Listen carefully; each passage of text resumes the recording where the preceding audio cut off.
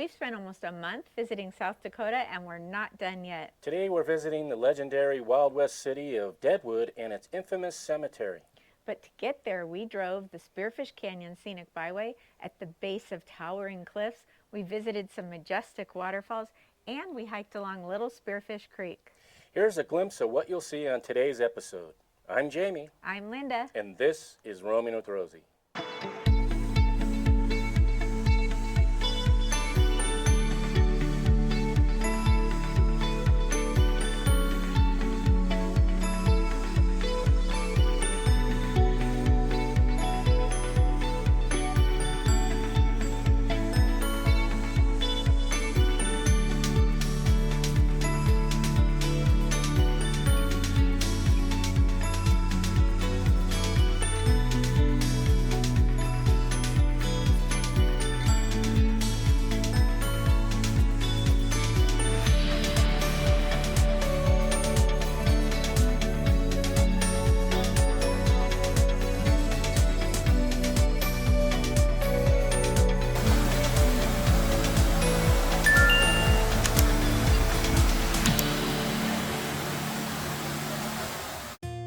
The city of Spearfish is located on the northern edge of South Dakota's Black Hills.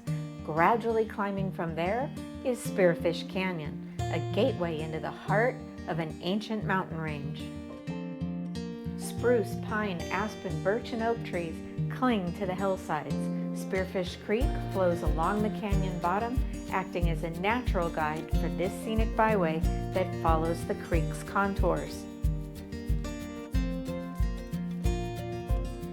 This route is the best place in the Black Hills to see waterfalls, including Bridal Veil, Little Spearfish, and Rough Falls.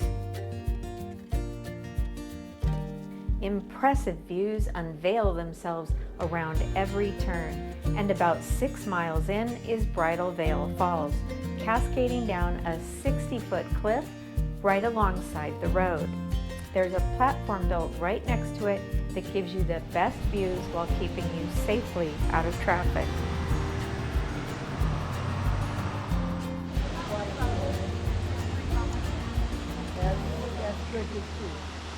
So pretty.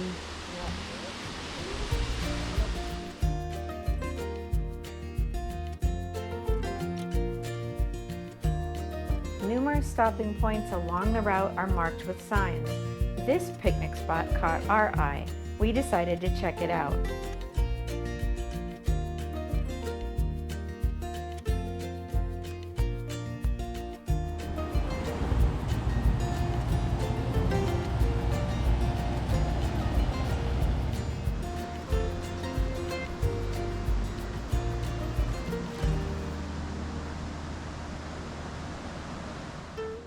So this is another little picnic area on this scenic canyon. And there's kids in the water here. There's individual parking spaces with a picnic table.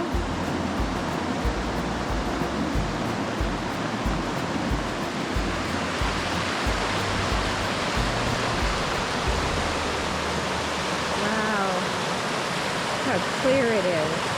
You know, you want to go down there.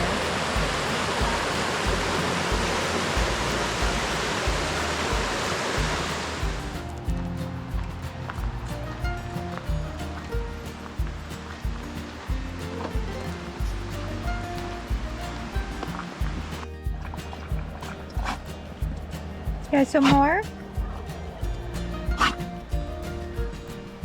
Nope. Says I'll back away into the shade.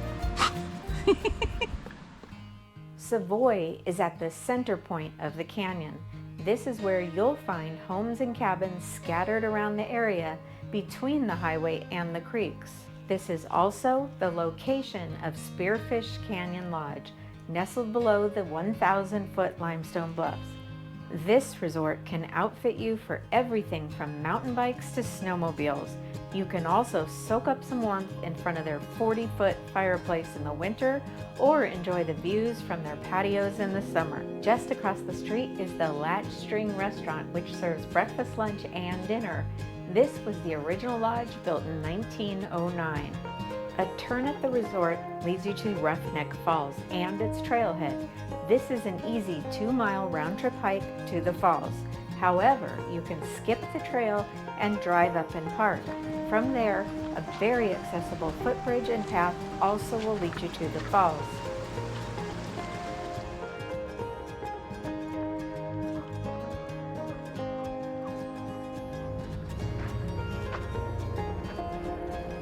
See the cave up there in the top? Yeah. We're up towards the top of the canyon, and this is out of a little town called Savoy, and it's a trail, looks like it's 1 mile each way to Roughneck Falls. And I can hear water. Let's see. What is it? I hear it. Come on, Dad. I hear it, but I don't see it.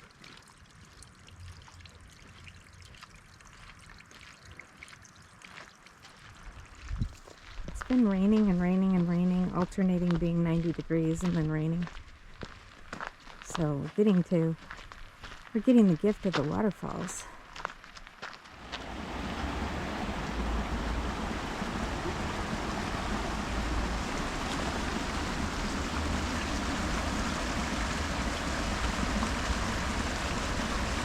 He never lays down. He lays down, pops up, lays down, pops up.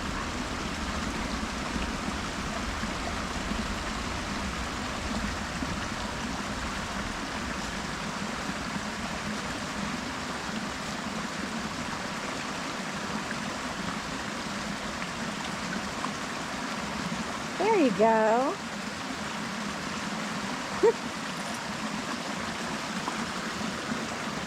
Why won't he ever stay laying down?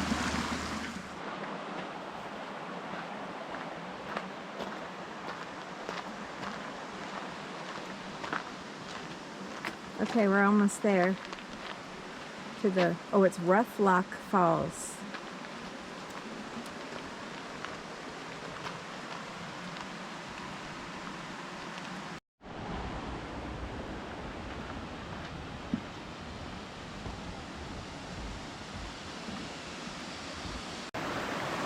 It's beautiful.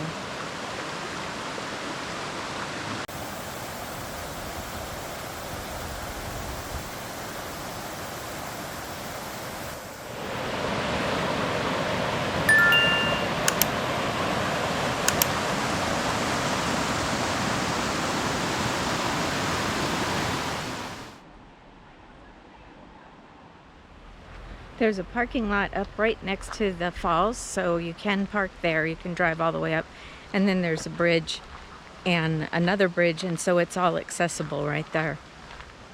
So if you can't walk the trail or don't want to walk the trail, you can drive up to the falls, and even with a wheelchair or strollers or whatever, you could go across.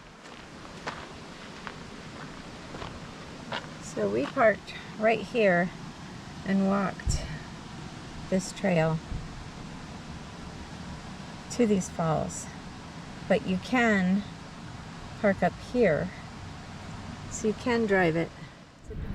After the hike, we went back to the restaurant to try and see the Spearfish Falls that are located behind it. Oh, this is a long trail. I thought it was like right here. Mile and a half. Yeah, I don't think that's too much. We didn't plan on that. Darn it. This trail is 1.5 miles, but does not allow dogs. It was too warm to leave Dexter in the car, so we had to pass.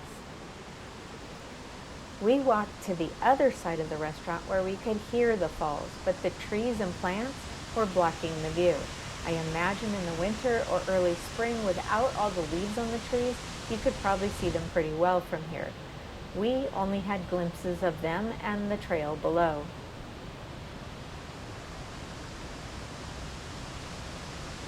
I'm kind of disappointed that we didn't plan the time to hike that trail, especially once we saw this was the biggest falls that you could get down below and actually look at, but we just don't have the time today. I definitely would want to recommend that trail just because of that view that we could see that other people had. Today, we still had time to get to the infamous town of Deadwood, just about 15 miles ahead.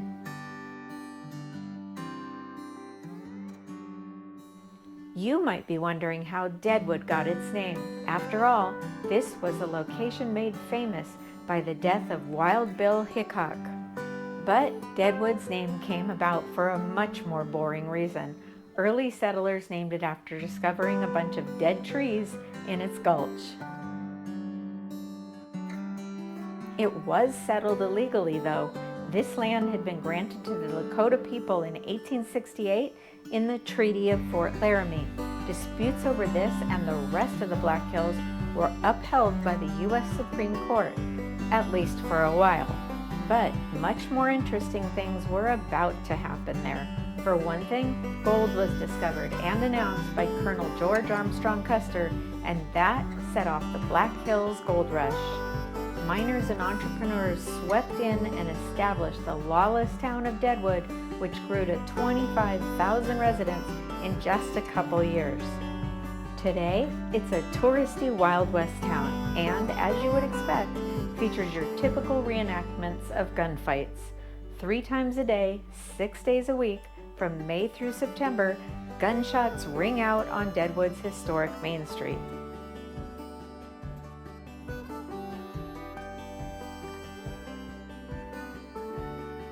They also reenact Wild Bill's killing inside Saloon Number 10 4 times a day. You can also find various other performances, tours, and ghost hunts here. We'll put a link in the description below so you can check out the schedule. Unfortunately for us, there's no killing or anything else on Sundays, and we were here on a Sunday.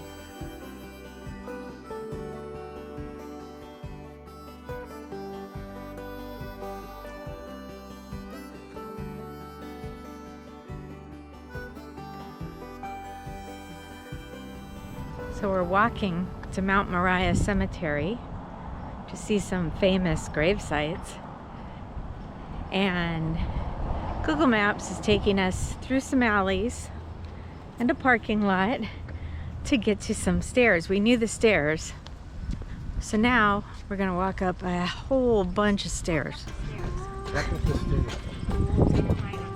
Why did we walk? Because someone else on YouTube did and shared the route. They failed to mention what it entails or how easy it is to drive there. We'll show you the walk so you will have seen it and don't have to walk it. Because unless your everyday exercise consists of climbing stairs at a mile-high elevation, we don't recommend it because it is all uphill. Another interesting fact is that there were originally 2 cemeteries in Deadwood, the Ingleside Cemetery and Mount Moriah. In the 1880s, the bodies at the Ingleside Cemetery were moved to Mount Moriah, but many of the graves at that time were unmarked and not moved. So it's not uncommon for people today to find remains in their own yards if they're moving dirt for any reason. Free water. That's nice. Deadwood itself sits at about 4,500 foot elevation, and the entrance to the cemetery begins at 4,700 feet. The paths inside the cemetery travel around and up and down on the side of a steep 5 to 9% grade hill, ultimately reaching almost 4,900 feet at its highest point. So only tour buses come inside. So if you come up here, you better be able to walk all of this. Parking is down there. The most notable resident of Deadwood is probably Wild Bill Hickok, but he only arrived a few weeks before he was famously killed. As a former Army Scout and lawman, he was credited with helping to bring order to the western frontier. It's even said that he saved the life of an 11-year-old boy who grew up to become Buffalo Bill Cody and Wild Bill's friend. He was also known as a gambler and gunslinger who'd been in many gunfights, but he was shot from behind in the saloon on Main Street. His main contribution to the future of Deadwood was dying here.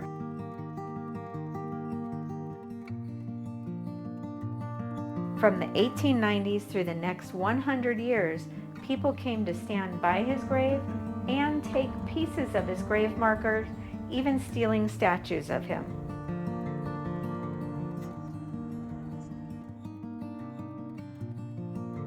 So we're gonna go up and see Calamity Jane's grave. Martha Jane Canary, better known as Calamity Jane, was known for being an acquaintance of Wild Bill Hickok, but she was also known for her own exploits and adventures. History remembers her as an American frontierswoman, sharpshooter, and storyteller. At one point, she made a living off those skills in Buffalo Bill's Wild West show and at the 1901 Pan American Exposition. Even Hollywood paid tribute to her in movies and television. So this cemetery is quite interesting, especially it started in the 1800s. And this was quite the wild town, but not wilder than these guys.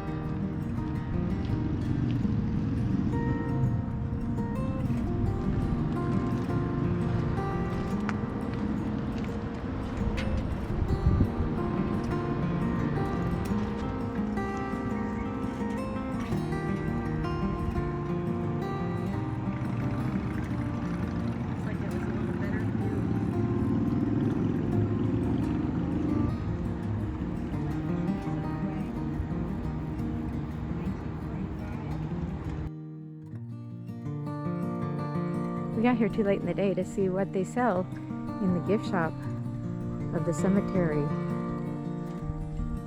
where Wild Bill Hickok is buried. Hey roamers, we hope you enjoyed this episode of Roaming with Rosie. For more information regarding this video, please check out the links in the video description below, as well as products and equipment we use and recommend. We sometimes do receive a small commission when you use our links for purchases, which is a great way at no additional cost to you to help offset some of our production costs. Thank you so much for watching and sharing our videos and subscribing to Roaming with Rosie. We'd love to hear from you and encourage your comments and questions. Until next time, see ya!